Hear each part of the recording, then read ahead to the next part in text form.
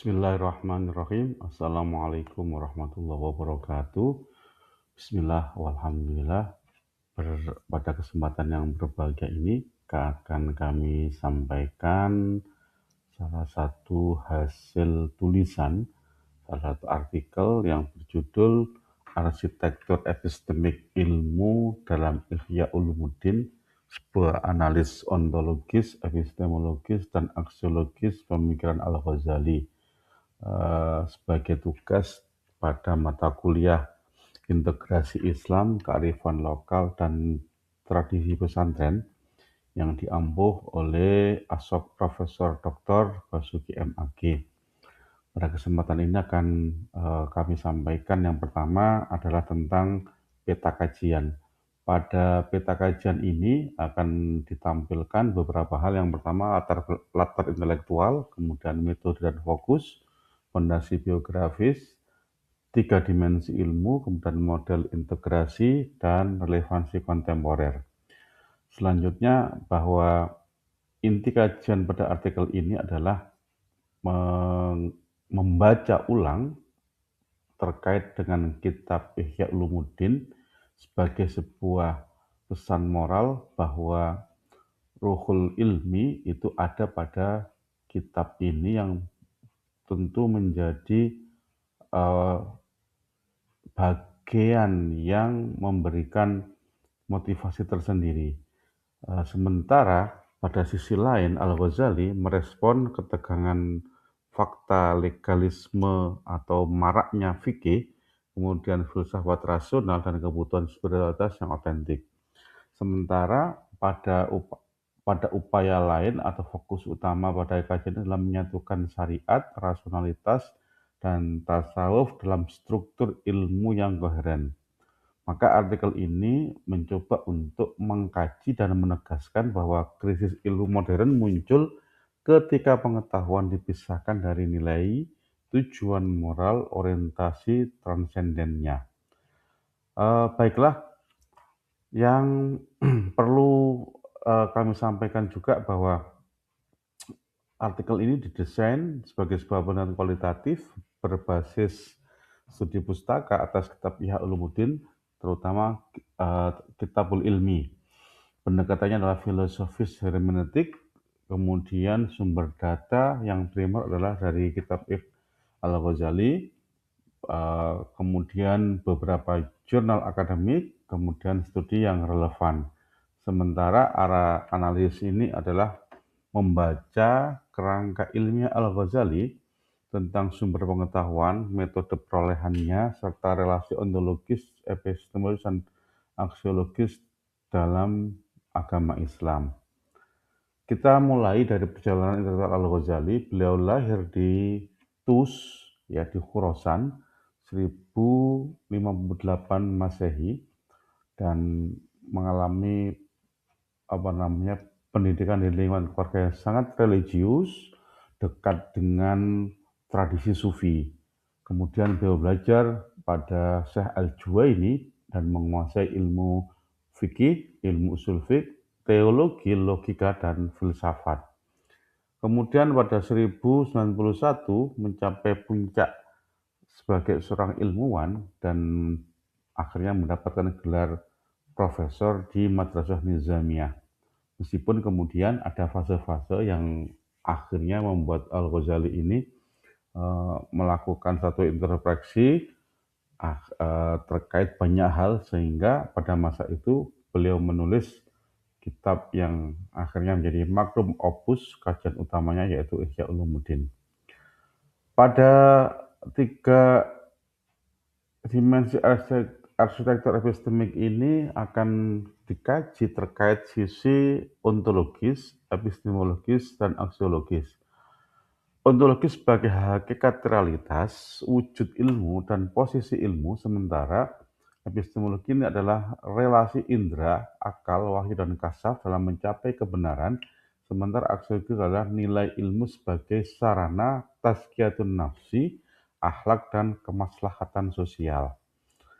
Sementara realitas berlapis atau ilmu itu berhierarki. Al-Ghazali membedakan dunia fisik alam syahadah dan dunia metafisik, alamul ghaib. Sehingga objek ilmu tidak berhenti pada yang empiris atau pada yang terlihat oleh kasat mata. Karena realitas ini berlapis, ilmu juga tersusun atas hierarki adanya satu kebutuhan. Eh, Tentu di situ adanya material itu mengantarkan pada realitas spiritual yang lebih tinggi. Maka pada tataran inilah ilmu memberikan makna bahwa manusia perlu memahami keberadaannya, kemudian mengarah kepada keberadaan dan hakikat sejati dari sang penguasa alam. Karena pada akhirnya realitas empiris itu ada, kemudian realitas fisik metafisik juga ada, maka ilmu adalah sebagai jembatan, bukan sekedar deskripsi dunia, tetapi jalan menuju kesadaran akan ketuhanan. Maka tiga jalur utama pengetahuan ilmu, ada jalur indrawi, ada jalur akal, dan ada jalur kasaf. Indrawi disebut al-khashaf, ya. Kemudian al-khawas, al-khawas, kemudian akal dan kasaf, iluminasi. Maka model ini bersifat integratif, akal tidak ditolak, melainkan ditempatkan bersama wahyu dan pengalaman batin dalam horizon epistemik yang lebih luas. Maka hakikat ilmu itu harus bertransformasi. Maka dari situ ada dua hal yang kemudian dimaksud oleh Al-Ghazali, ada ilmu nafi, ilmu yang terkait dengan pendalaman agama, perbaikan akhlak, menuntun amal, dan mendekatkan manusia kepada Tuhan. Sementara ada ilmu yang disebut ghairun nafi, ilmu yang hanya diburu karena gengsi, kekuasaan, ataupun status sosial yang lain. Maka hakikat itu ada upaya untuk, kalau dalam individu disebut dengan tazkiyatun nafas, menyucikan jiwa, mengarah kepada akhlak mulia atau akhlakul karim. Kemudian muaranya adalah kepada kemaslahatan, bagaimana kemudian ilmu itu membangun budaya adil dan beradab yang akhirnya bisa dijadikan sebagai sebuah hasil dari sebuah keilmuan. Maka pada posisi ini, bagaimana struktur ilmu bekerja? Yang pertama adalah adanya objek, realitas empirik dan metafisik. Tadi alam syahadah dan alamul ghaib. Sumbernya ada sumber indrawi, ada akal, ada wahyu dan kasaf. Sementara prosesnya dilakukan dengan cara belajar, berpikir, mujahadah, penyucian jiwa.